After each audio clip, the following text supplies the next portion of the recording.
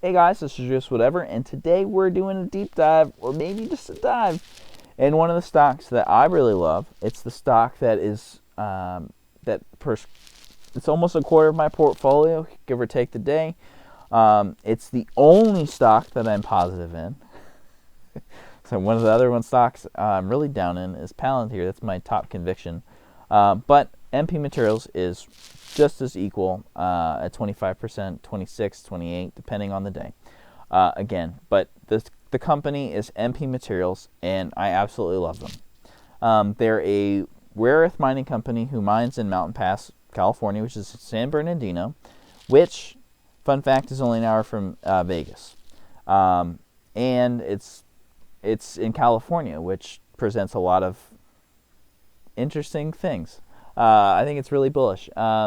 They started their operations in 2017, but that's not when the mining of the site began.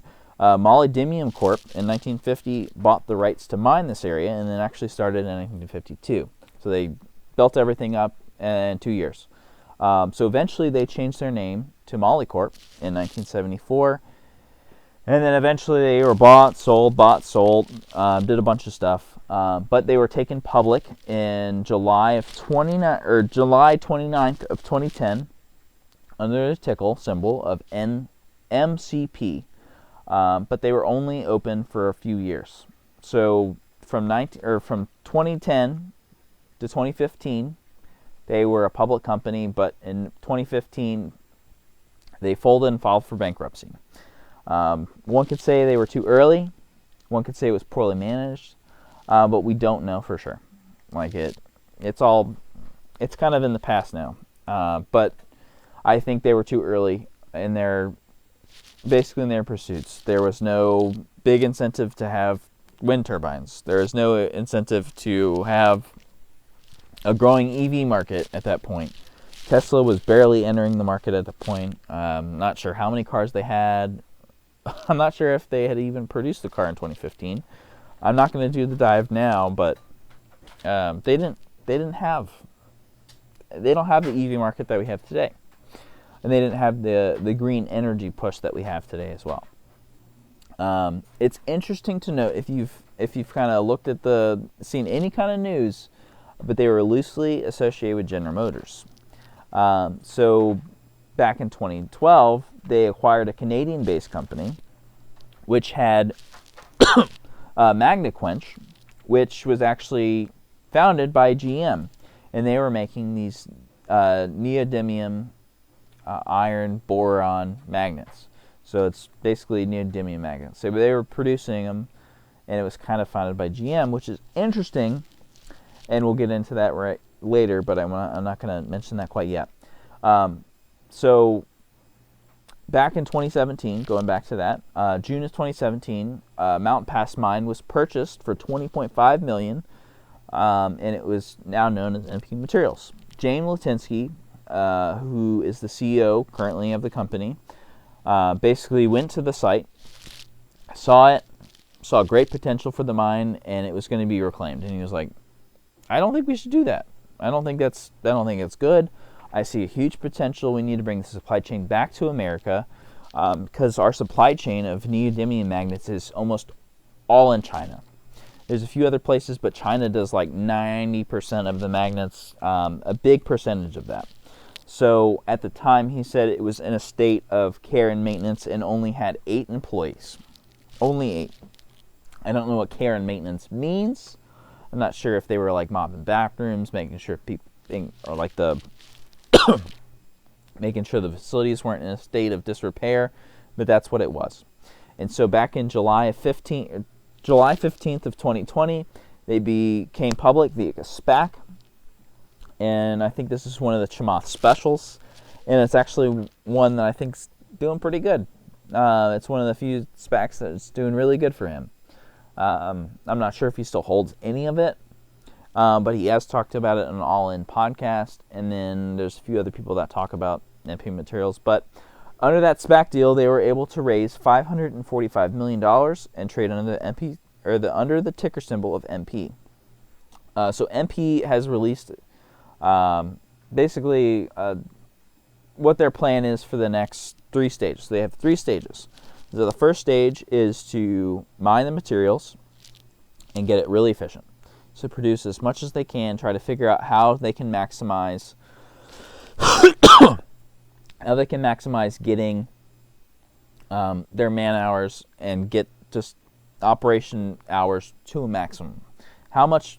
Basically, the name of the game is produce, and then produce some more. The second stage is to separate the rare earths that they mine. So currently, they take the REO, the rare earth oxide, and they ship it to China. So that's one of the big bear cases against this stock. It's like, they're still shipping it to China to be processed, and that's not really that's not really your vision here. It's not really beneficial to the U.S. to do that. But that's where stage 2 comes in. Stage 2, they want to separate the rare earths from each other. So they want to make sure that the lanthanum, the cerium, the praseodymium, the neodymium, the samarium, the europium, the gadolinium, the terbium, and the dysprosium, which is all listed on their website of where they have, they want to make sure that they're all separated from each other. That way they're able to be processed and produced into NdPr magnets. They're able to go into televisions. They're able to go into whatever they go into, batteries, whatever.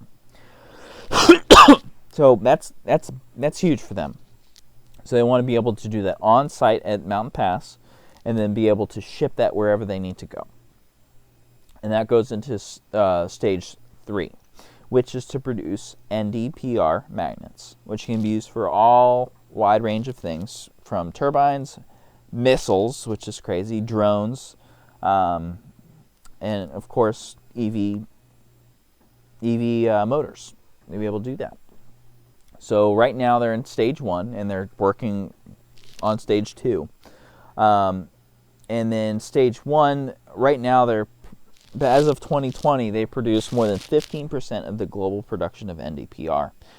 Their ore body is super rich. I think last time I checked, it's around 8%, or the number is really high. Other mines are like 1 or 2%. So their concentration of NdPr is really good in their ore body. So they're able to be produced at a low cost because there's so much of it, and so they don't have to work as hard to try to get. They don't have to. Basically, they have a whole lot less material that they have to sort through to get these materials, which is huge, very huge for the stock. And James Litinsky's basically he says that if they're able to do it right, they can become the low cost producer of the world rather than having it in China. So they could beat China at being cheap, which is amazing. It's amazing. It's absolutely incredible that they could do this. And it's all because of their ore body and their innovation in how they're being processed. So that's the name of the game in stage 1 and 2. It's crazy. Going on to stage 2, this was just released 2 days ago. I'm recording this on the 23rd and release it tomorrow on the 24th, day of earnings, Q4 earnings, mind you. But as of February 22nd of 2022, MP Materials was awarded a $35 million contract with the DoD to support construction of a commercial-scale processing facility of heavy rare earths, earth elements, or HREs, at Mount Pass. Again, these are the HREs are essential for both defense and commercial technologies, and again, you can use them in electric vehicles, wind turbines, drones, and missile systems. So it's a big deal. It's not just EVs; it's these other defense capabilities that we're looking for, that we need. Because right now, if China was to shut the door, then we wouldn't have these magnets that we need to have, and then we just have to recycle, which is something that they're also looking into, which would be very good. And it's not just, this thing fell off the line, let's reprocessing it. It's more than that. So it's a big deal that they're doing this. As of 2021, going back to the past, they've announced a partnership with GM to produce these NdPr magnets. So the neodymium iron boron magnets for their electrification of vehicles, which is massive news. And this is going to be located in Fort Worth, and they plan to have this thing operational in 2023. So I'm not sure if that's going to be in the beginning, middle, or end of the year.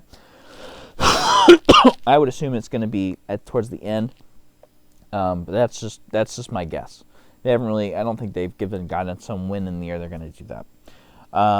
But the plan is to initially have the capacity to do 1,000 tons of the finished magnets. So that's the coating, the processing, everything. And they have the potential to power over 500,000 EV motors annually. So that's going to go into the Cadillacs, Silverados, everything that they're going to electrify. Everything, the Hummer even. So the biggest thing for this company, which I find is super bullish, is that they keep executing. 2021 was a good year for them. Let's see. They in their Q3 earnings they did this. I'm not sure how they're going to have to go. They're going to go up over some hard numbers this year because they just killed it, absolutely killed it this year. But in Q3, their revenue increased 143% year over year to $99.8 million. Their net income increased 192% year over year to $42.8 million. And their adjusted EBITDA was $488 year over year. Increased 488% year over year to $68.3 million. I'm not sure if you can do 488 each year for a long time. That's crazy. So Q3 earnings call, you guys can go listen to it. But they mentioned that in Q3 alone, in that quarter alone, they produced more REO, which is rare earth oxide, than their predecessor had produced in a whole year, which speaks volumes of how well they're producing or how badly run Molycorp was run.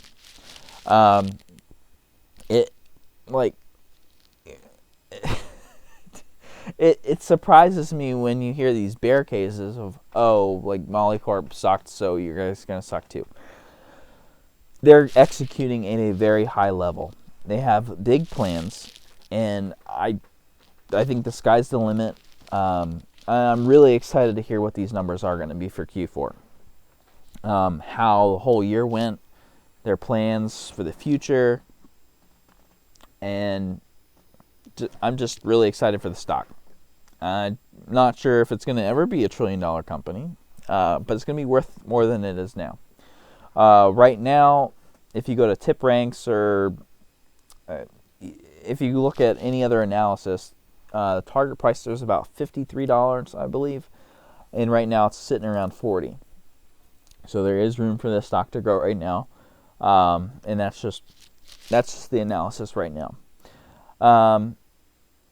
I'm just really excited to see how these Q4 numbers go. I know they did announce that there was going to be some downtime in Q4, and I think when they were asked about that, they were going to see similar numbers for Q3. So that tells me that they're going to continually increase how much they're producing or how much metric tons they're able to get out of the earth and be able to send off to be processed, and then eventually process themselves, which will further increase their profitability and their margins, which is great. I think the only question I have about this company is after they hit stage 3, where are they going to go? Are they going to go into other materials? Are they going to source other materials? Are they going to maybe go into Nevada? Are they going to acquire other companies that do this very well? Are they going to establish more sites to try to get these rare earths out? I have no idea. So let me know what you guys think. I have my thoughts. I really do. I've thought about this here and there. But tell me, guys, what's your thoughts in the comments below. I'd love to hear them. I'd love to interact with you guys. Again, this is my first video using this camera that I actually bought, surprisingly, off the profits I got from solding Nikola Motors, which is really ironic because now they're just down the tubes, and it's a terrible company. Don't buy them. Not financial advice, by the way. But anyways, let me guys know what you think. Thank you guys so much for watching, and I appreciate every one of you guys. Please like and subscribe. I think right now I'm at 85 subscribers, trying to get to 100 by the end of the month, which would be great. But anyways, thank you guys so much for watching to the end. I appreciate you, truly. And I'll see you guys in the next one.